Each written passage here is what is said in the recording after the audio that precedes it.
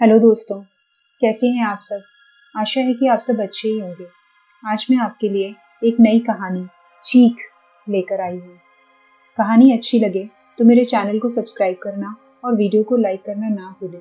साथ ही साथ अगर आप चाहते हैं कि मैं भविष्य में भी आपके लिए ऐसी ही कहानियाँ लेकर आती रहूँ तो उनकी अपडेट्स पाने के लिए बेल आइकन को भी प्रेस कर दें। तो चलिए शुरू करते हैं।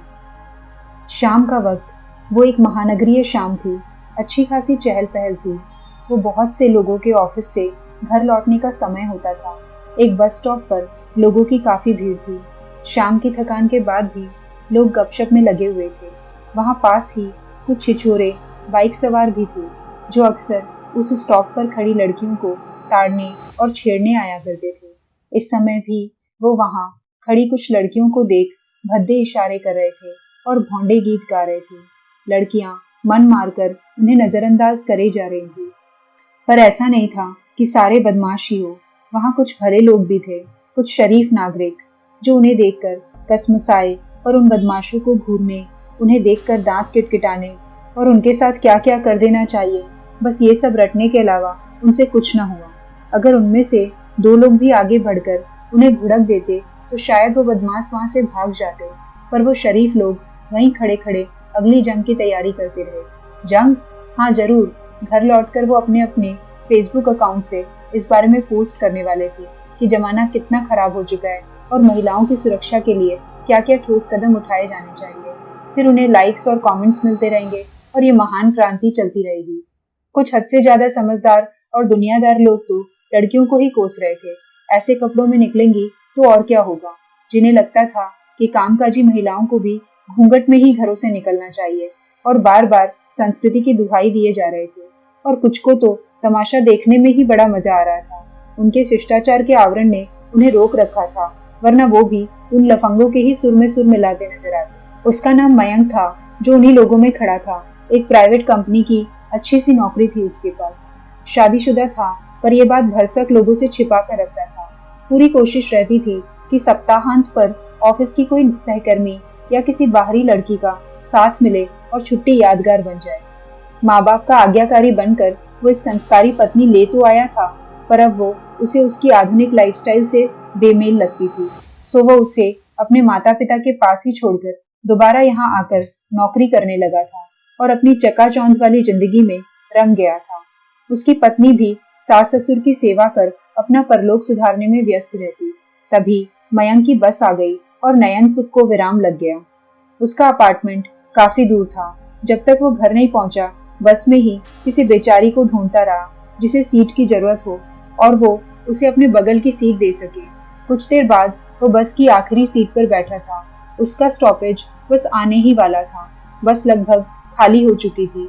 वो उठकर गेट की तरफ जाने लगा। तभी उसकी नजर अपनी सीट से 3 सीट आगे वाली सीट पर पड़ी। उस पे एक लावारिस सा झिलमिल करता पर्स पड़ा हुआ था। किसी लड़की का पर्स पीछे छूट गया था। अरे, ये तो लेडीज पर्स है, क्या इसे ड्राइवर को सौंप दूं? क्या पता किसी नियमित महिला यात्री का हो या फिर पुलिस को, पर उसकी ठरक को ये गवारा न हुआ। फिर कुछ सोचकर उसने वो पर्स धीरे से अपने बैग में रख लिया। रात हो चुकी थी। मम्मी पापा से बात हो गई थी। मन मारकर उसने अपनी पत्नी महक से भी बात की और उसे बताया भी कि वो उसे बड़ा मिस कर रहा है। जब उसका प्रमोशन हो जाएगा तो वो बड़ा घर अफोर्ड कर पाएगा और उसे साथ रहने बुला लेगा। फिर कोई जरूरी फोन वेटिंग पर है बोलकर जल्दी से फोन रख दिया। आज मन ही नहीं लग रहा था फोन पर। कसम से कितना पकाती है यार, वैसे ही छिपकली जैसी है, इतने व्रत करेगी तो और क्या होगा। अपनी गंवार पत्नी के बारे में सोचता हुआ बड़बड़ाया। वो अपने बिस्तर पर पसर गया और बैग से वो पर्स निकाल कर देखा। वो सितारों से कड़ा हुआ झिलमिल पर्स था। उसने पर्स खोला और अंदर से मदहोश कर देने वाली खुशबू का एक झोंका उससे टकराया। अंदर एक सुंदर गुलाबी रुमाल, कुछ पैसे और कुछ कॉस्मेटिक्स थे। साफ दिख रहा था कि वो किसी जवान लड़की का पर्स था। उसमें एक विजिटिंग कार्ड भी था जिसके अनुसार वो किसी अनामिका का पर्स था। उस विजिटिंग कार्ड पर बस नाम और पता था, कोई फोन नंबर नहीं, पर वो पर्स एक लड़की का है। इसके अलावा उसे कुछ समझ ही नहीं आ रहा था, जो उसे कुछ खटकता। यस, कल संडे है, वो फुर्सत से मिलूंगा अनामिका से। आखिर पर्स तो लौटाना पड़ेगा ना, बेचारी अनामिका। उसके मन में लड्डू फूटने लगे। मन ही मन अगले दिन अपनी और उस अजनबी अनामिका की मुलाकात के सपने देखता वो सो गया। अगले दिन एक टैक्सी से वो कार्ड पर दर्ज पते पर पहुंचा। वो उसके घर से काफी दूर थोड़ी सुनसान सी जगह थी। आखिरकार कार्ड पर मकान नंबर देखता वो वहां पहुंच ही गया। उसने लोहे का छोटा सा गेट खोला जो आवाज करता हुआ खुल गया। वो एक वीरान सा सुनसान एक मंजिला मकान था। मकान पर पुरानेपन की छाप थी। झाड़ झंखाड़ से भरे छोटे से बगीचे को पार करके वो दरवाजे तक पहुंचा और कॉलबेल बजाई। वहां थोड़ा अंधेरा और सीलन भरा माहौल था। उसे ये सब बड़ा अजीब लग रहा था। आज के समय में ऐसे भला कौन रहता है। वो काफी देर तक इंतजार करता रहा। फिर दोबारा घंटी बजाई। दरवाजा खुला और उसकी चीख निकलते निकलते रह गई। सामने का दृश्य ही ऐसा था। एक बुजुर्ग औरत ने दरवाजा खोला था जो थोड़ी डरावनी थी। वो नाटी, मोटी और गोल चेहरे वाली थी, जिसकी एक आंख छोटी और दूसरी बड़ी थी। यही नहीं, दोनों आंखों की पुतलियों का रंग भी जुदा था। मयंक जब उसे देखे जाने के सदमे से उबरा तो उसे बहुत निराशा हुई। वो तो कुछ और ही सोच कर आया था। उस औरत ने एक सवालिया नजर उस पर डाली। जी वो अनामिका, वो पर्स दिखाता हुआ बोला। अरे यार, कहीं ये अम्मा जी तो अनामिका नहीं? नहीं यार, प्लीज नहीं। बुजुर्ग औरत ने एक पल के लिए पर्स को घूरा, फिर हाँ में सिर हिलाया और उसे अंदर आने का इशारा किया। वो झिझकते हुए अंदर आया। उसका मन हो रहा था कि वो बुढ़िया को ही पर्स थमाए और वहीं से चलता बने। अजीब सा भूत बंगला लग रहा था वो घर। हर खिड़की पर पर्दे चढ़े हुए थे। रोशनदानों पर भी लकड़ी के फट्टे ठुके हुए थे। दीवारों का वो गहरे रंग का पेंट भी उधड़ा हुआ बहुत पुराना सा लग रहा था। और सबसे बड़ी बात कि वो डरावनी सी बुढ़िया अपनी बड़ी छोटी आंखों से उसे लगातार घूरे जा रही थी। तभी कौन है दादी? एक सुरीली खनकती हुई आवाज आई। वो उछल पड़ा। वो पीछे मुड़ा। एक जवान, खूबसूरत सी, जगमग करती लड़की हॉल में आ गई।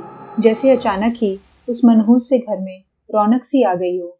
मयंक ने देखा, उसने खुले गले वाला एक ढीला सा कुर्ता पहन रखा था, पर उसमें भी गजब ढा रही थी। उसके कटे हुए मध्यम लंबाई के बाल लहरा रहे थे। कानों में एंटिक झुमके थे। एक हाथ ब्रेसलेट, चैन और अंगूठियों से भरा हुआ था। उसने आंखों में बहुत मोटा काजल लगा रखा था और बहुत ही खूबसूरत लग रही थी। हाय, मेरा नाम मयंक है, वो जबरन दांत निपोड़ता हुआ सा बोला। मुझे ये पर्स बस की सीट पर मिला था, शायद आपका है। वो इतना उत्साहित था कि बोलने में उसकी सांसें ऊपर नीचे हो रही थी। वो उस पर से अपनी नजरें नहीं हटा पा रहा था। Oh, so nice of you, Anamika उसी खनकती आवाज में बोली। आप इतनी दूर पर्स लौटाने आए? कोई दिक्कत नहीं, आज तो मेरी छुट्टी ही थी तो। बूढ़ी औरत अपने कमरे में जाने लगी। वो झुककर चलती थी। अनामिका उसकी तरफ मुड़ी। दादी, मैं आपकी चाय बना देती हूँ। और आप चाय लेंगे? उसने थोड़ा शर्माते हुए पूछा। मयंक को तो जैसे मन मांगी मुराद मिल गई थी। कुछ देर बाद दोनों घर की छत पर बैठे चाय पीते बतिया रहे थे। मयंक ने उसे अपने बारे में सब कुछ बता दिया। वो शहर में अकेला रहता था। नौकरी के चलते उसका बहुत कम ही अपने परिवार वालों से मिलना हो पाता था। अनामिका ने भी बताया वो अपनी दादी के साथ रहती थी। वो भी वर्किंग थी। उसके माता पिता और बहन एक हादसे में गुजर चुके थे। बात बात में गलती से मयंक के मुंह से निकल गया कि वो शादीशुदा है और वो इस बात से बहुत खींचा। वो पक्का कर लेना चाह रहा था कि अगले रविवार वो डेट पर अनामिका को ले जा सके। खैर, अनामिका ने ही उसे वो मौका दे दिया। तुम्हारी वाइफ तुम्हारे साथ नहीं रहती? मयंक ने शहीदों जैसी शक्ल बनाई। चलता हूँ, चाय के लिए थैंक्स, बोलकर वो उठा और कप टेबल पर रख दिया और जाने के लिए मुड़ा। अरे अरे, मैंने कुछ गलत कह दिया क्या? अनामिका ने भी अपना कप मेज पर रखा और जल्दी से उसके पीछे आई। सब ठीक है ना? सॉरी। नहीं, तुम क्यों माफी मांग रही हो? दोष तो सारा मेरी किस्मत का है। मयंक सर झुकाए खड़ा रहा। अरे बाबा, हुआ क्या? कुछ बताओ तो सही, अनामिका उकता कर बोली। वो गांव से है, मेरी पत्नी। 2 साल हो गए शादी को, वहीं रहती है। क्यों? वहाँ क्यों? अब क्या बोलूं? बोलते हुए भी वो परेशानी से सर झटकने लगा और झिझकने का नाटक करने लगा। ठीक है, जाने दो, उसका चक्कर चल रहा है, मयंक जल्दी से बोला। व्हाट? शादी के बाद भी? चल तो शादी के पहले से रहा है और जारी शादी के बाद भी है। ऐसे में मेरा दिल ही नहीं करता कि उसके साथ एक छत के नीचे रहूं। और जब भी कभी साथ रहने की कोशिश भी की ना, तो बहुत उत्पात मचाया उसने। ओह, जाने कैसे लोग होते हैं जो मैरिड होकर भी अपने लाइफ पार्टनर को चीट करते हैं, यहाँ वहाँ मुंह मारते फिरते हैं। छी। अनामिका अर्थपूर्ण लहजे में बोली। अब छोड़ो ना, क्या वही मिली है बात करने को हमें? कुछ और बात करते हैं, मयंक जल्दी से बोला। अनामिका मुस्कुराई। वो अब अपने घर लौट रहा था। रह रहकर उसे जहन में अनामिका का मुस्कुराता हुआ चेहरा कौंध जाता। उसके खुले कटे हुए स्टाइलिश बाल, तीखे नैन नक्श, कितनी खूबसूरती से वो बातें सुनती थी। इतनी खूबसूरती से तो कोई बोलता भी नहीं। और आज के पहले उसे कहाँ मालूम था कि गेहुआ रंग भी इस तरह कयामत ढा सकता है। कसम से क्या लड़की थी यार। तभी उसका मोबाइल बजा। उसकी सहकर्मी ऋतु का फोन था, जिससे कि आज उसकी लंच की डेट फिक्स थी। अनामिका से तो वो अब अगले हफ्ते ही मिल पाएगा। तब तक तो कोई चाहिए थी ना। वैसे अनामिका थोड़ी अजीब थी, मतलब अपने आप में तो परफेक्ट लगी, खूबसूरत, आधुनिक, मिलनसार, पर कितनी अजीब जगह पर रहती थी वो। और उसकी वो जॉम्बी जैसी दादी, उनसे दोबारा मिलने से तो भगवान बचाए। वो संडे भी बाकी संडे की तरह अय्याशी में बीता। वो ऋतु के साथ जरूर था, पर उसका ध्यान तो अनामिका में ही भटका हुआ था। देर रात वो अपने घर लौट आया। आज खूब मस्ती की थी, और अगले वीकेंड वो मन ही मन ऋतु की जगह अनामिका की कल्पना करने लगा। वो बिस्तर पर लेटा था, पर आंखों में नींद कहाँ। वहां तो अनामिका की ही तस्वीर चिपकी हुई थी, और उसे बहुत अफसोस हो रहा था कि उसने उसका नंबर नहीं लिया था।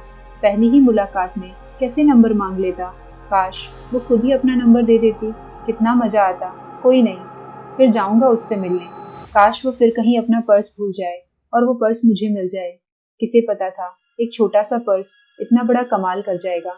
हाँ, किसे पता था। उधर अनामिका के घर पर बूढ़ी औरत अब तनकर सोफे पर बैठी थी और सामने पड़े पर्स को घूर रही थी।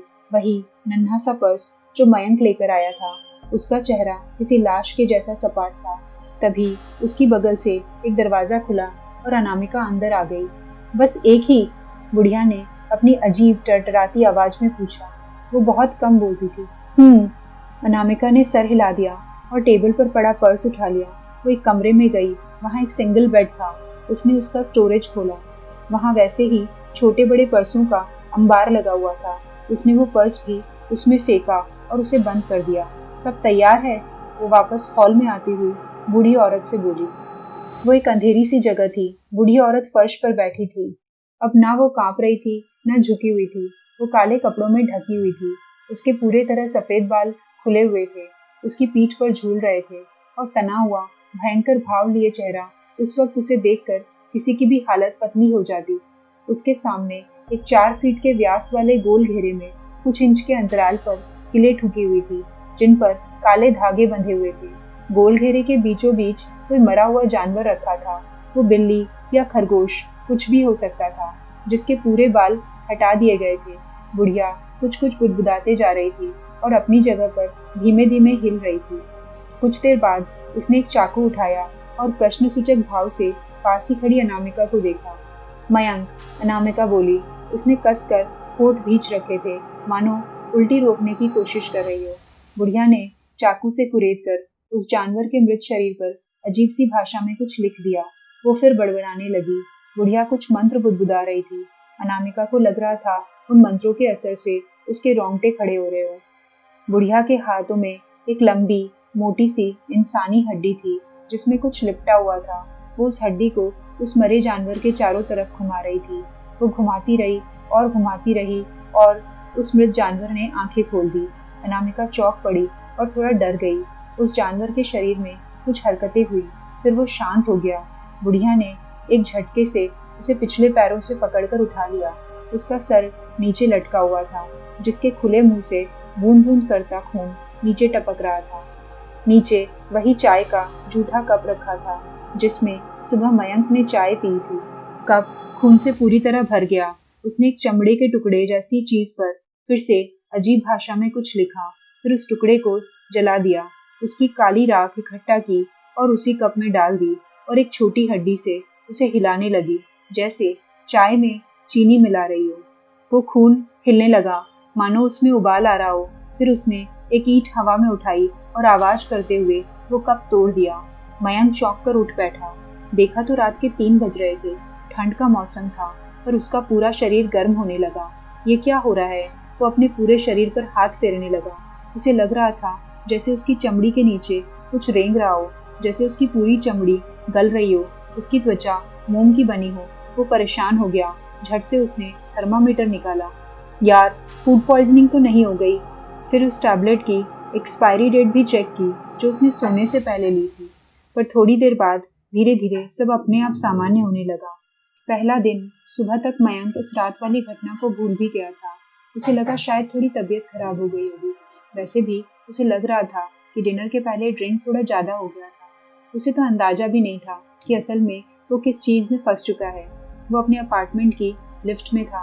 वो अभी दोबारा अनामिका के बारे में सोच ही रहा था जब अचानक उसे दाईं तरफ जोरों की आवाज आई, जैसे कोई वजनी चीज लिफ्ट की दीवार से टकराई हो।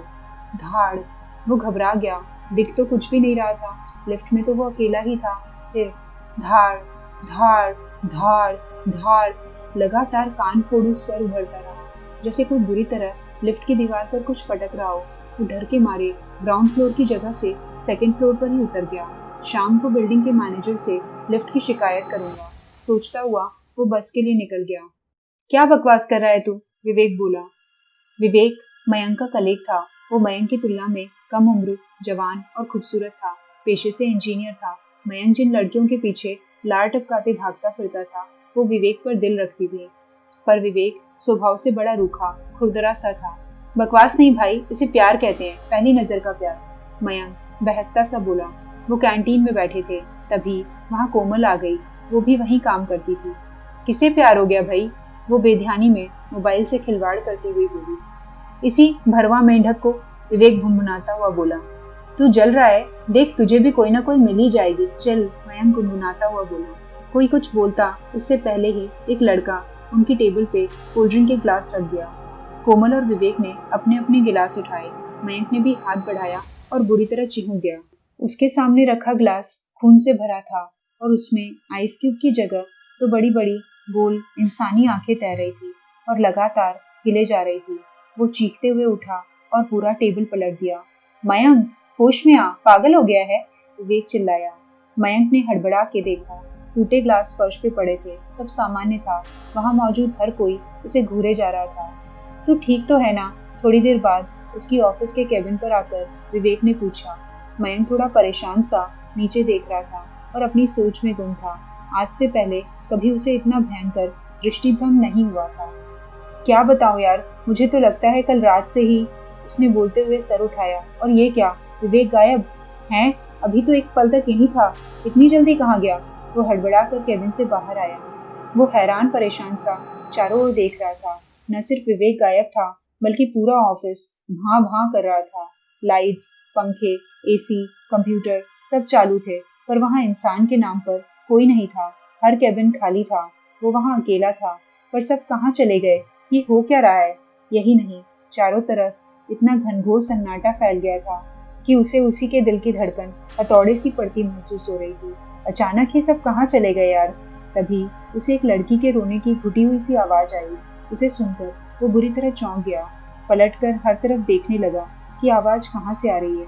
फिर वो आवाज की दिशा में बढ़ता रहा। आवाज आखिरी केबिन से आ रही थी। मयंक वहां पहुंच गया। कौन? बोलते हुए वो दरवाजा धीरे से खोला। अंदर एक लड़की उसकी तरफ पीठ किए बैठी थी। उसके कपड़े फटे थे और कई चोट के निशान भी दिख रहे थे, जिनमें से खून रिस रहा था। कोई मुसीबत की मारी घायल लड़की थी। वो हाथों में चेहरा छिपाए बुरी तरह सुबक रही थी। ओह, कौन है आप? आप ठीक हैं? क्या हो? नहीं, वो अचानक पलटी। मयंक डर के मारे पीछे की दीवार से जा लगा और अब उसका हुलिया बदलने लगा था। उसका पूरा शरीर चितकबरा लग रहा था। उसके घाव भी सूखे हुए प्लास्टिक के लग रहे थे।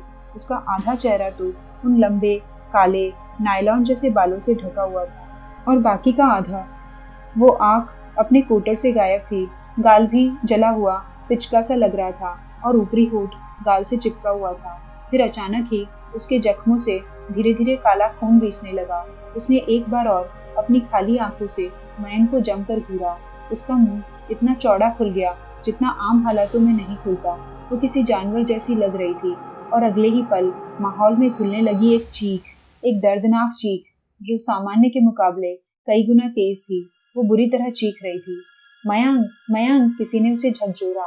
वो जैसे होश में आया। पूरे ऑफिस के लोग वहां जमा थे, उस पर झुके हुए थे। क्या हुआ? तुम ठीक नहीं लग रहे हो, घर चले जाओ। हाँ मयंक, घर जा, थोड़ा रेस्ट कर ले। मुझे लगता है काम का प्रेशर है, ऐसा होता है। मयंक लौट आया। उसे याद भी नहीं था कि ऑफिस से घर तक का फासला उसने कैसे तय किया। उसका एक सहकर्मी उसे उसके अपार्टमेंट के गेट तक छोड़ गया। वो एक बार फिर लिफ्ट में था। वो अब भी उस भयानक लड़की के बारे में सोच रहा था जिसका भूत पीछे ऑफिस में प्रकट हुआ था। भूत? हाँ, भूत ही तो था वो। अब तक के किस्से कहानियों में सुन रखा था, बहुत सी हिंदी अंग्रेजी फिल्मों में भी देखा था। तो भूत ऐसा होता है। और तभी धाड़, वही टकराने की आवाज जो जाती बाहर भी सुनाई दी थी, लिफ्ट में ही सुनाई दी थी। बरबस ही उसे सुबह का ध्यान हो आया। वो बाहर जाना चाहता था पर मानो वहां जड़ हो गया था। अचानक उसे महसूस हुआ कि पीछे कोई है। उसने धीरे से बगल में नीचे फर्श की तरफ देखा। उसके होश उड़ गए। उसके जूतों से कुछ इंच पीछे एक जोड़ी पैर हवा में लटके हुए थे, किसी लड़की के पैर। उंगलियों के कोरों से काला खून टपक रहा था। उसका फ्लैट आ गया, पर उसे लग रहा था वो जैसे ही लिफ्ट का दरवाजा खोलेगा वो उस पर हमला कर देगी। हिम्मत करके लिफ्ट से बाहर आया, अपने फ्लैट की तरफ भागने लगा। हवा में लटके वो पैर भी तेजी से उसके पीछे आने लगे। उसने भाग के अपने फ्लैट का दरवाजा खोला और मुड़ के पीछे देखा, और उसका खून मानो बर्फ हो गया हो। वो हवा में लटकी हुई थी और उसे गुस्से से घूर रही थी। उसने जल्दी से घुस के दरवाजा बंद कर लिया। फिर कोई गुस्से से उसका दरवाजा पीटने लगा। बहुत जोर जोर से वो दरवाजा भड़बड़ाए जा रही थी। मयंक डर से सिकुड़कर अंदर सोफे के पीछे दुबका बैठा था। उसने अपने दोनों कान ढक रखे थे और चेहरा छिपा लिया था। सब शांत हो गया तो वो धीरे से उठा। उसकी हिम्मत नहीं हो रही थी कि वो दरवाजा खोले और देखे कि वो चली गई या नहीं। तभी वो चिहुका। उसका मोबाइल बजा था। उसने स्क्रीन पर नजर डाली। पापा का फोन।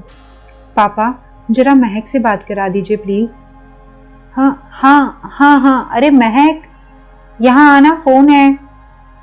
वो फोन पकड़े इंतजार करता रहा। हेलो।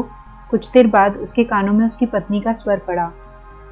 महक, वो भावपूर्ण स्वर में बोला, मुझे माफ कर दो, मैं बहुत कमीना हूँ, धोखेबाज हूँ। वो लगभग रोता हुआ बोला। अरे अरे, क्या हुआ? महक का चिंतित स्वर सुनाई दिया। मयंक ने फोन कट कर दिया। क्या बताता कि क्या हुआ? सब मेरी करनी का फल है और कुछ नहीं। वो फोन पकड़े पकड़े रोने लगा। रात गहरा रही थी। वो अपने बिस्तर पर था। खाना उससे खाया नहीं गया। कल पक्का वो कुछ करेगा, कुछ भी। वो ये फ्लैट छोड़ देगा, ये शहर छोड़ देगा, बस आज की रात किसी तरह बीते। उसे नींद नहीं आ रही थी। उसने दवा के लिए साइड वाला दराज खोला और अंदर हाथ डाला और उसकी घिघी बन गई। दराज के अंदर उसे अपने हाथ पर किसी दूसरे हाथ का स्पर्श महसूस हुआ और फिर उसका हाथ किसी ने मजबूती से पकड़ लिया। किसने? उस छोटी सी दराज में। वो छूटने के लिए जोर लगाने लगा और साथ ही दहशत से चिल्लाए भी जा रहा था। वो छूटा और भरभरा कर बिस्तर पर आ गिरा। डरते हुए वो उठा और झुककर दराज के अंदर झांकने लगा। कुछ नहीं था। वो फिर से बिस्तर में दुबक गया और सर तक ब्लैंकेट से ढक लिया। वो भय से जूरी के मरीज की तरह कांप रहा था। तभी भड़ाक, वो चिहुक उठा। ये तो दरवाजा खुलने की आवाज थी। किसी ने उसके कमरे का दरवाजा झटके से खोल दिया था, पर किसने? पता नहीं। वो वैसे ही दुबका रहा और कांपता रहा। धीरे धीरे कदमों की आहट आने लगी। वो आहट क्रमशः तेज होती गई, जैसे कोई दरवाजे से चलता हुआ उसकी तरफ बढ़ रहा था। कौन? क्या पता, जानना भी नहीं। उसने ब्लैंकेट के अंदर भी दोनों हाथों से चेहरा ढक लिया था। वो कदमों की आहट बिल्कुल उसके पास आकर बंद हो गई। कितनी देर तक दुबका हुआ वो कुछ होने का इंतजार करता रहा। फिर उसने चेहरा बाहर निकाला, जो पसीने से तर था। देखा तो उसके कमरे का दरवाजा मजबूती से बंद था। वो उठकर वहां से भाग जाना चाहता था, पर उसे लग नहीं रहा था कि उसके पैर उसका साथ देंगे। फिर जब बहुत देर तक कुछ नहीं हुआ तो वो धीरे से लेट गया। सब ठीक है, उसने खुद से कहा। कुछ मिनट राहत में बीते। शायद वो सब अब शांत था। और तभी किसी ने उसका एक पैर मजबूती से पकड़ लिया। वो बुरी तरह घबरा गया। उसने ब्लैंकेट हटा के बड़ी हिम्मत से सामने देखा। वही चितकबरा हाथ जिस पर कई चोटों और साथ ही जलने के भी निशान थे, पलंग के नीचे से आकर उसका पैर पकड़ा हुआ था। उसकी आंखें दहशत से फटी पड़ी थी, पर आवाज मानो गायब हो गई थी।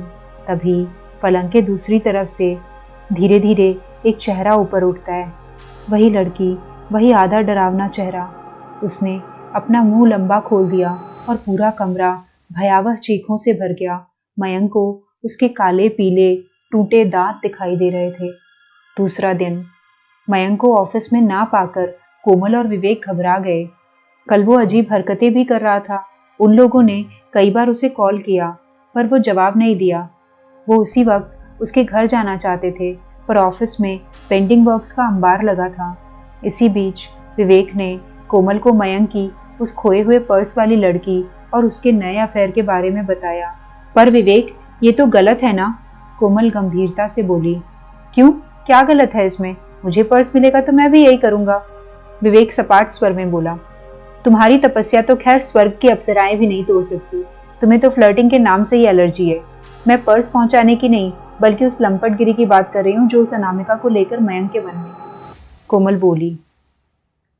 क्यों, प्रॉब्लम क्या है? मयंक, वो जवान है, खूबसूरत है और शादीशुदा भी। कोमल ने बात पूरी की। विवेक उसका मुंह देखने लगा। तीसरा दिन। अरे यार, इस लिफ्ट को क्या हो गया? 701 में रहने वाली मिसेस बख्शी ने कहा। वो अकेली नहीं थी। ग्राउंड फ्लोर पर लिफ्ट के पास लोगों का जमघट लगा हुआ था। लिफ्ट खुल ही नहीं रही थी। तब तक कुछ और लोग आ गए। आज तो ये कहीं नहीं खुल रही। थोड़ी देर पहले तक तो ऊपर नीचे हो भी रही थी पर अब तो ग्राउंड फ्लोर पे ही अटकी है। कब से? कोई बोला। मैकेनिक को बुलाओ कोई। किसी की परेशान आवाज आई। श्श, सुनो ध्यान से, अंदर से कुछ आवाज सी आ रही है। धाड़ धाड़ धाड़ धाड़, दबी हुई आवाज थी वो। तभी अचानक आवाज करते हुए लिफ्ट का दरवाजा खुल गया और सभी लोग चीखते हुए कई फीट दूर चले गए। सबके मुंह हैरानी से खुले थे और आंखें दहशत से फटी पड़ी थी। अंदर मयंक खड़ा था और बार बार अपना सर लिफ्ट की दाहिनी दीवार पे पटक रहा था। धाड़ धाड़ धाड़ धाड़, धड़ाक। विवेक को लगा मानो वो कोई भयानक सपना देख रहा हो। वो उसी समय मयंक की खोज खबर लेने उसके अपार्टमेंट में पहुंचा ही था जब देखा कि लिफ्ट के पास लोगों की भीड़ इकट्ठा थी। वो भी देखने के लिए उनमें शामिल हो गया था। लोगों ने बताया था कि लंबे समय से वो लिफ्ट ग्राउंड फ्लोर पर अटकी हुई थी और बंद थी। विवेक कुछ सोच भी पाता उसके पहले ही एक झटके से वो खुल गई थी और उसने देखा अंदर का वो हौलनाक नज़ारा। मयंक किसी यंत्र चालित गुड्डे सा बार बार अपना सिर लिफ्ट की दीवार पे पटक रहा था। दीवार से लेकर फर्श तक खून ही खून फैला हुआ था। किसी की हिम्मत नहीं हो रही थी उसे रोकने की। मयंक, आखिरकार विवेक ने ही हिम्मत की। वो भाग कर गया और मयंक को रोका, पर मयंक को देखकर ऐसा लग ही नहीं रहा था कि वो दर्द, तकलीफ या दूसरा कोई एहसास महसूस कर पा रहा हो। उसका चेहरा बिल्कुल सपाट था। वो सर भी पटक रहा था तो किसी खिलौने की तरह लग रहा था। मयंक, मयंक रुक जा, तू ये क्या कर रहा है मयंक? विवेक चिल्लाया, पर मयंक नहीं रुका। विवेक को पहचानना तो दूर, ऐसा लग ही नहीं रहा था कि उसे एहसास भी हो रहा हो कि कोई उसकी बगल में खड़ा था। विवेक ने अपना हाथ आगे अड़ा दिया। मयंक अब भी सर पटके जा रहा था। आप लोग तमाशा क्या देख रहे हैं? जाइए एम्बुलेंस को फोन करिए। कोई मुझे एक साफ कपड़ा देगा? विवेक बाहर खड़े लोगों से बोला। सारे जैसे नींद से जागे और इधर उधर भागने लगे। किसी ने एम्बुलेंस को भी फोन कर दिया। कुछ देर बाद मयंक को हॉस्पिटल पहुंचा दिया गया था। उसे बांधना पड़ा। ऐसा लग रहा था किसी ने उसमें चाबी भर दी हो कि वो दीवार पर सर पटके। विवेक अब तक सदमे में था कि किसी का दिमाग इतना कैसे हिल सकता है। क्या हुआ था उसे? ऑफिस से थोड़ा समय मिलते ही विवेक और कोमल हॉस्पिटल गए मयंक से मिलने। उसकी हालत चिंताजनक थी। दोपहर का समय था। अस्पताल के गलियारे में उस समय विवेक और कोमल के अलावा मयंक के कुछ और सहकर्मी भी मौजूद थे। सभी के दिमाग चकराए हुए से थे कि मयंक को अचानक क्या हो गया। कोई कुछ बोल नहीं रहा था। फिर ये सब कोई अच्छा भला इंसान यूं ही नहीं करने लगता। जरूर उस पर किसी ने काला जादू किया है। उनका एक कलीग पूरब बोला। उसका चेहरा तनाव में दिख रहा था और वो उस दरवाजे को घूरे जा रहा था जिसके पीछे मयंक भर्ती था। सभी सन्न रह गए उसकी वो बात सुन के। बोला कोई कुछ नहीं, बस परेशानी से उसे घूरने लगे। पर विवेक चिढ़ गया। वो वैसे भी मयंक को लेकर परेशान था। क्या बकवास है ये? मुझे इन सब पर भरोसा नहीं, विवेक भुनभुनाता हुआ बोला। ये चीजें होती है, बिल्कुल होती है, और मयंक के साथ बिल्कुल यही हुआ है। उसकी हालत बता रही है कि किसी ने उस पर काला जादू किया है। और हाँ, करने वाले को कोई फर्क नहीं पड़ता कि तुझे इन सब पर भरोसा है या नहीं, पूरब थोड़ा गुस्से में बोला। ये सुनकर विवेक का चेहरा रंग बदलने लगा। सुन, उसने बोलना शुरू किया। नहीं, तू सुन, उसकी बात काटते हुए पूरब ने कहा। अब तू बोलेगा ये सब अंधविश्वास है, हम पढ़े लिखे लोग हैं, हमें ये सब नहीं मानना चाहिए, यही ना? विवेक चुप रहा, पर उसके चेहरे के भाव बता रहे थे कि वो बिल्कुल यही बोलने वाला था। किसी बात पर आंख बंद करके विश्वास करना जितना बड़ा अंधविश्वास है ना, उतना ही बड़ा अंधविश्वास है हर बात को आंख बंद करके नकार देना। हम पढ़े लिखे लोग भी कम अंधविश्वासी नहीं होते। तुके रहते हैं बस हर चीज को नकारने के लिए। तुझे कैसे पता कि ये नहीं होता है?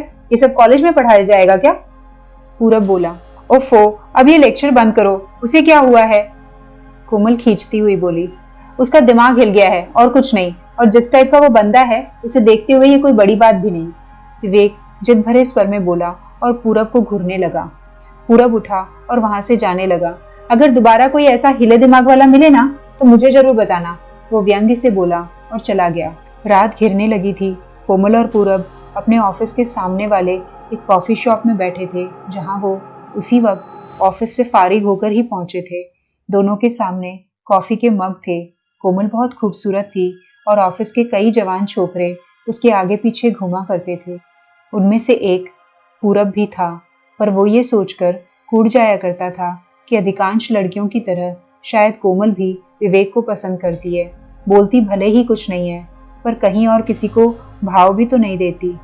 और वो विवेक, ठूठ कहीं का, उसे फर्क भी पड़ता था कि कोई लड़की उसके बारे में क्या सोचती है? पता नहीं किस अकड़ में रहता है हमेशा। पर जो कुछ भी मयंक के साथ हुआ उससे कोमल हिली हुई थी। पूरब उसे तसल्ली दे रहा था और इसी के तहत जब उसके साथ यूं कॉफी पर जाने का मौका मिला तो पूरब बहुत खुश भी हुआ। तुम उससे बहस करने का कोई भी मौका नहीं छोड़ते ना? कोमल अपने खाली मग से खिलवाड़ करती हुई बोली। मुझे क्या पड़ी है उससे बहस करने की, पर वो ही जबरदस्ती मेरी बात काट रहा था। बड़ा स्मार्ट बनता है, हर जगह टांग घुसाएगा, पूरब चिढ़कर बोला। कोमल मुस्कुराई। कई लड़के चिढ़ते थे विवेक से और ये वो समझ सकती थी। वैसे पूरब, वो जो तुम आज हॉस्पिटल में कह रहे थे, क्या सचमुच वो होता है? काला जादू? कोमल थोड़ा डरते हुए पूछी। मुझे थोड़ा बहुत पता है।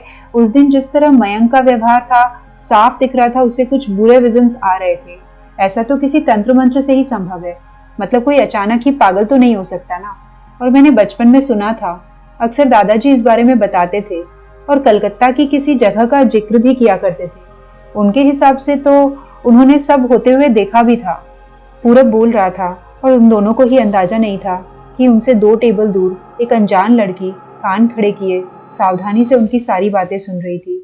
उसकी पीठ उनकी तरफ थी, चेहरा एकाग्रता से तना हुआ था। यार, अगर ऐसा है भी तो मयंक, उसका किसी से क्या लेना देना? वो तो इस शहर का है भी नहीं, उसके साथ भला कौन ये सब करेगा? कोमल बोली। पता नहीं, इसके बहुत से कारण हो सकते हैं। किसी से बदला लेना, या फिर कई बार तो कुछ तांत्रिक ऐसा बस अपनी शक्तियों को बढ़ाने के लिए करते हैं। बाप रे, स्ट्रेंज। खैर, बहुत देर हो गई, चलो मुझे दूर जाना है, कोमल बोली। वो दोनों उठ खड़े हुए और कॉफी शॉप से बाहर निकल गए। उनसे 2 टेबल दूर वो लड़की उठी, उनकी टेबल के पास आई और सावधानी से दाएं बाएं देखने लगी। फिर उसने एक रुमाल निकाला और उससे पूरब के कॉफी पीकर छोड़े कप को लपेटकर अपने बैग में रख लिया। वो अनामिका थी। अगली सुबह ऑफिस का माहौल बहुत भारी था। पिछली रात हॉस्पिटल में मयंक की मौत हो गई थी। भद्दे जोक सुनाकर सबको इरिटेट करने वाला और ऑफिस की महिलाओं को देखकर लार टपकाने वाला मयंक आज नदारद था और उसकी गैर मौजूदगी सबको बहुत खटक रही थी। उसके खाली केबिन को देखता हुआ विवेक सोच रहा था कि आखिर क्या हुआ था उसे। क्या पूरब सच बोलता हो सकता है? क्या वाकई काले जादू जैसी चीजें होती है? उसने सोचा कि क्या फिर पूरब से बात की जाए उस बारे में। वो उसके केबिन पर पहुंचा, पर पूरब, अरे पूरब भी तो आज ऑफिस नहीं आया था, क्यों? उसने कई लोगों से पूछा, पर इस बारे में किसी को कोई जानकारी नहीं थी। पूरब बस ऑफिस नहीं आया था, इस बारे में उसने किसी को भी सूचित तक नहीं किया था। ऐसा वो करता तो नहीं था। शाम हो चुकी थी। विवेक घर जाने की तैयारी करने लगा। तभी उसका मोबाइल बजा। भैया कब तक आ रहे हो? वरुण फोन में बोला। बस आधे घंटे में निकलता हूँ यहाँ से। क्या हुआ? विवेक बोला। ओके, मैं आज डिनर ऑर्डर कर देता हूँ, बनाने का मूड नहीं है, वरुण बोला। ठीक है, विवेक बोला। वरुण विवेक का छोटा भाई था, जो कि मेडिकल का छात्र था। दोनों भाई उस शहर में साथ ही रहते थे। विवेक के पिता एक छोटे से शहर में सरकारी नौकरी से रिटायर हुए थे। वो और उसकी माँ वहीं रहते थे। छुट्टियों पर अक्सर दोनों भाई ही उनसे मिलने चले जाया करते थे। विवेक घर जाने के लिए निकला, पर न जाने क्या सोचकर उसने बीच में ही रास्ता बदल दिया। कुछ देर बाद उसने एक बड़े अपार्टमेंट के सामने लाकर बाइक रोक दी। पूरा वहीं रहता था। वो ऊपर पहुंचा और उसके फ्लैट की कॉलबेल बजाई। कोई जवाब नहीं मिला। वो परेशान हो उठा। वहां कदम रखते ही न जाने क्यों उसे वहां की हवा भारी सी लगने लगी थी। तभी उसका ध्यान गया, दरवाजा तो खुला हुआ है। पता नहीं क्यों, पर उसका दिल धक से रह गया। पूरब, वो आवाज लगाता हुआ घर के भीतर घुसा। घुसते ही वो थोड़ा उछल पड़ा। उसे लगा कहीं कांच तड़क रहा हो। उसने हड़बड़ा के नीचे देखा, कहीं उसने किसी कांच पर पैर तो नहीं रख दिया, पर नीचे कुछ नहीं था। वो धीरे धीरे आगे बढ़ा। घर में अजीब डरावनी सी शांति थी। अचानक वो फिर चौंका। दोबारा कहीं से किसी कांच के तड़कने की बहुत धीमी सी आवाज आई। उसने गर्दन घुमाकर सब तरफ देखा। वो इस वक्त ड्राइंग रूम में था, जहां हल्का अंधेरा था। बस बाहर से रोशनी अंदर आ रही थी। उसने स्विच की तरफ हाथ बढ़ाया। तभी फिर कहीं कांच धड़का। अरे यार, ये आवाज कहाँ से आ रही है? वो पलट कर देखने लगा। असल में वो एक एल आकार का हॉल था, जिसका एक हिस्सा बैठक की तरह सजा हुआ था, तो दूसरे हिस्से में एक छोटा सा डाइनिंग टेबल रखा हुआ था। विवेक ने आंखें सिकोड़ते हुए गौर से देखा। डाइनिंग टेबल पर कोई बैठा हुआ था। वहां हल्का अंधेरा भी था, और जो बैठा हुआ था विवेक की तरफ उसकी पीठ थी। विवेक अभी खड़ा अनिश्चितता से सोच ही रहा था, जब फिर कांच तड़कने की आवाज आई। पूरब, बोलता हुआ और थोड़ी झिझक के साथ विवेक आगे बढ़ा। वो पूरब ही था। जो ही विवेक घूमकर उसके सामने पहुंचा, वो हड़बड़ा कर पीछे गिर गया। उसकी आंखें दहशत से फैल गई और वो बुरी तरह दहल गया। सामने का नजारा ही ऐसा था, इसकी तो उसने कल्पना भी नहीं की थी। पूरब शांति से डाइनिंग टेबल पर बैठा आराम से कांच के टुकड़े चबा रहा था। उसके सामने टेबल पर कांच ही कांच बिखरा हुआ था। कांच के छोटे टुकड़े, बड़े टुकड़े। पूरब के चेहरे पर मौत जैसा सपाट भाव था। आंखें अधखुली सी सामने की दीवार पर बेवजह टिकी हुई थी। कांच चबाने की वजह से उसके मसूड़े, गाल सब कट गए थे। विवेक ने दहशत से देखा कि कई कांच के टुकड़े तो उसके गाल को भेद कर बाहर को झांक रहे थे। उसके मुंह से कटे हुए गालों से बहुत सा खून रीस रहा था, पर चेहरे पर दर्द का कोई भाव नहीं था। उसकी शर्ट का सामने वाला हिस्सा खून टपकते टपकते लाल हो चुका था। विवेक अब काफी हद तक उसे इस हालत में देखे जाने के सदमे से उबर चुका था। वो जल्दी से आगे बढ़ा। पूरब, वो चीखता हुआ उसे झकझोरने लगा, पर पूरब को कोई फर्क नहीं पड़ा। वो कांच चबाने का अपना निहायत ही जरूरी काम करता रहा। उसके देखते ही देखते उसने हाथ बढ़ाकर टेबल से एक कांच का टुकड़ा उठाया और अपने मुंह में रख लिया।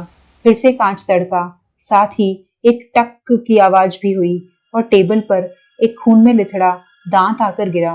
विवेक ने दोनों हाथों से सर थाम लिया। क्या करूं, क्या करूं? तभी उसकी नजर कोने की एक छोटी टेबल पे रखे फोन पर पड़ी, जो कि शायद अपार्टमेंट के अंदर ही इस्तेमाल होने वाली फोन लाइन थी। उसने फोन उठाकर केयरटेकर से मदद मांगी। फोन से निपटकर वो जल्दी से पूरब की तरफ पलटा और बस खड़ा देखता रह गया। पूरब के पीछे अब एक भयानक डरावनी सी लड़की खड़ी थी। ये अचानक कहाँ से आ गई? अभी तो नहीं थी। पूरा शरीर जैसे राख का बना था। शरीर पर कई जगह चोट के निशान थे, जिसमें से काला खून रीस रहा था। उसका आधा चेहरा बालों से ढका था और बाकी का गुस्से से विवेक को घूर रहा था, जैसे विवेक उसके काम में अड़चन डाल रहा हो। विवेक देखता रह गया। उसका आधा चेहरा ही दिख रहा था, जो झूलते हुए बालों से ढका नहीं था। उस तरफ की उसकी एक आंख गायब थी और ऊपरी होठ भी मुड़कर विभत्स तरीके से गाल से चिपका हुआ था, जिससे मुंह के अंदर के उसके गंदे दांत दिख रहे थे। विवेक खड़ा खड़ा जड़ हो चुका था। डर, वो तो थोड़ी देर पहले लग रहा था, अब तो वो सुन्न पड़ चुका था। अचानक उस लड़की ने अपने दोनों हाथों से सामने बैठे पूरब के दोनों कंधे जकड़ लिए, मानो कह रही हो कि वो उसका शिकार है। उसका मुंह असामान्य रूप से लंबा खुलता चला गया और वो बुरी तरह चीखने लगी। वो चीख किसी जानवर के गुर्राने से भी भयानक थी, एक गुस्से भरी चीख। कोई उसका चेहरा थपथपा रहा था। वो हड़बड़ा के उठ बैठा। पूरब! विवेक ने अपने घूमते सर पर काबू पाया और हर तरफ देखने लगा। अब वहां अंधेरा नहीं था, बत्तियां जल रही थी और काफी सुगबुगाहटें भी थी। उसे हॉस्पिटल भेज दिया गया है, एक रौबीली आवाज आई।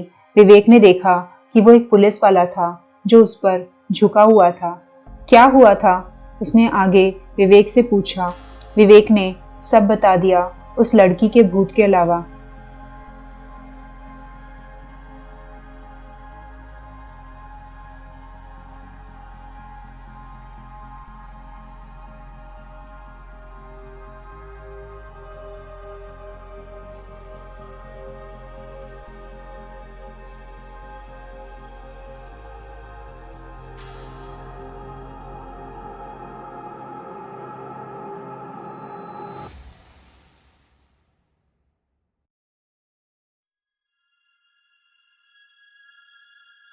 उसके बारे में वो अभी खुद भी कुछ भी पक्के तौर पर नहीं कह सकता था। उसने देखा कि थोड़ी दूर पर रौनित और सुयश खड़े थे, उसे भयभीत नजरों से देख रहे थे। वो दोनों ही पूरब के फ्लैटमेट थे। किसी की कुछ भी समझ में नहीं आया। उस पुलिस वाले ने बहुत देर तक विवेक से पूछताछ की। अंततः ये मान लिया गया कि मयंक की ही तरह पूरब का भी दिमाग चल गया था। विवेक को याद आई पूरब की बात जो उसने एक दिन पहले अस्पताल में कही थी। अगर दोबारा कोई ऐसा हिले दिमाग वाला मिले ना तो मुझे जरूर बताना। क्या पता था तब खुद उसका अपना दिमाग ही हिल जाएगा और वो पॉपकॉर्न की तरह कांच चबाने लग जाएगा। विवेक का फ्लैट।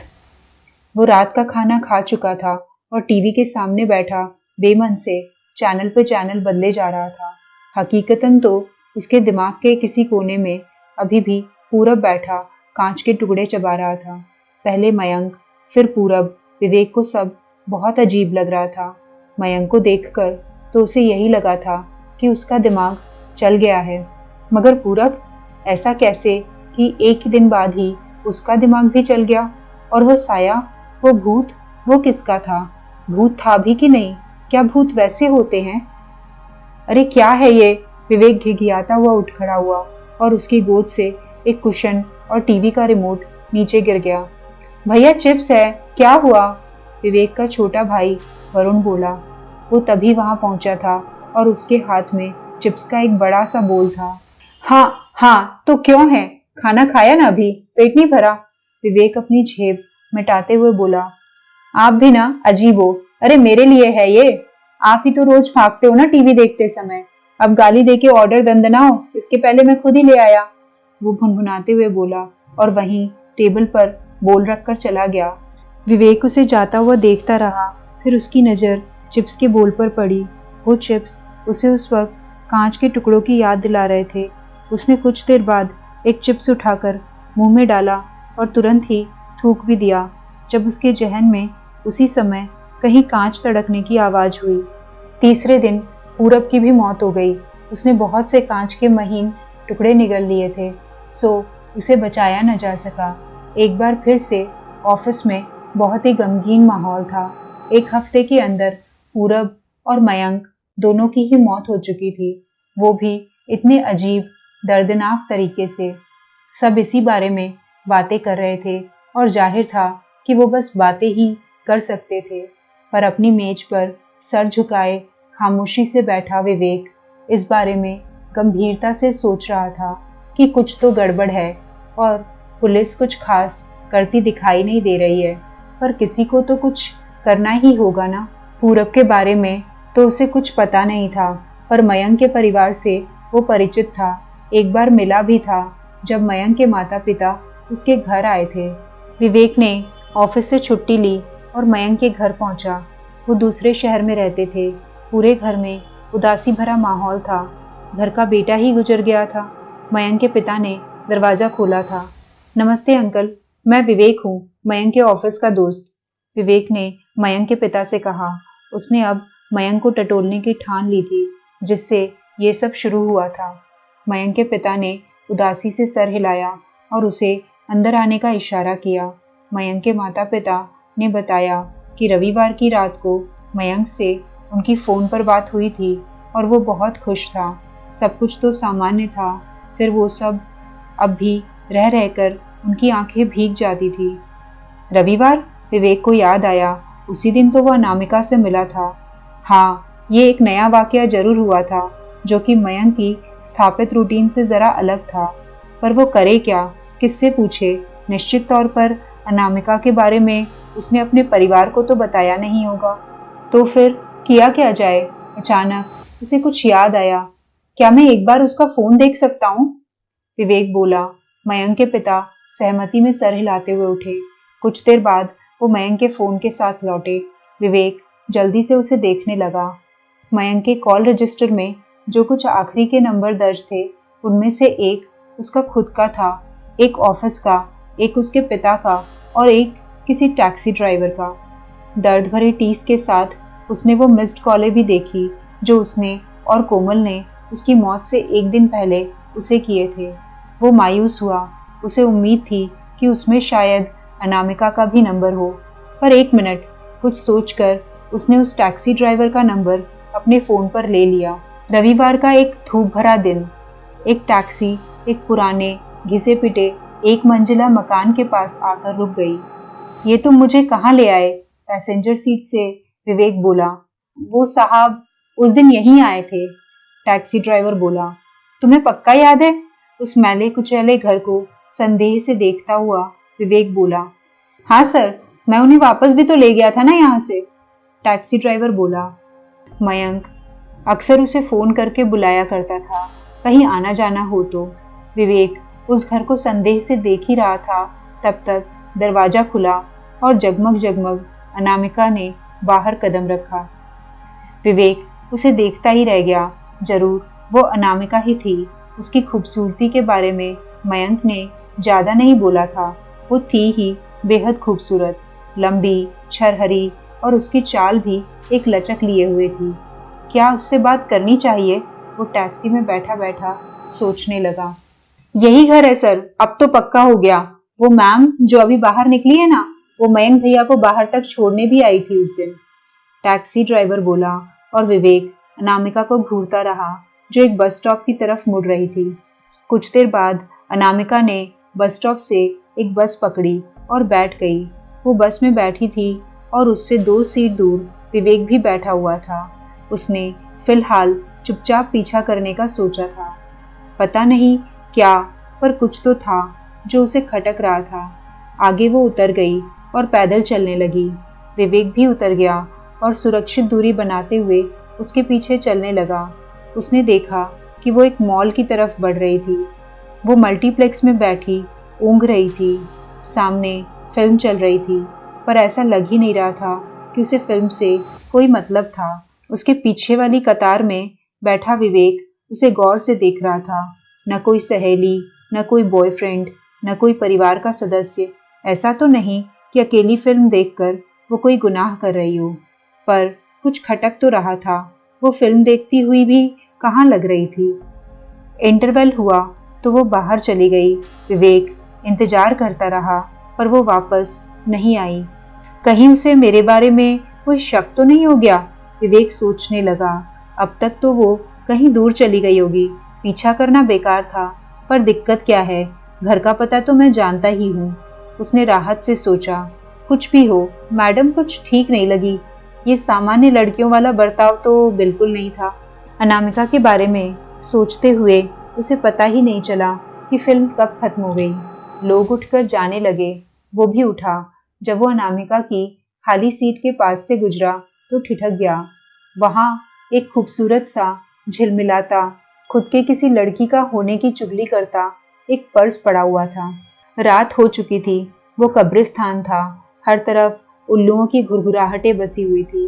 कीड़े पतंगे और चमगादड़ों के स्वर भी माहौल को डरावना बना रहे थे, पर वहाँ कोई था जो उस भयंकर माहौल में भी आराम से टहल रहा था, मानो कब्रिस्तान न हो, कोई उद्यान हो।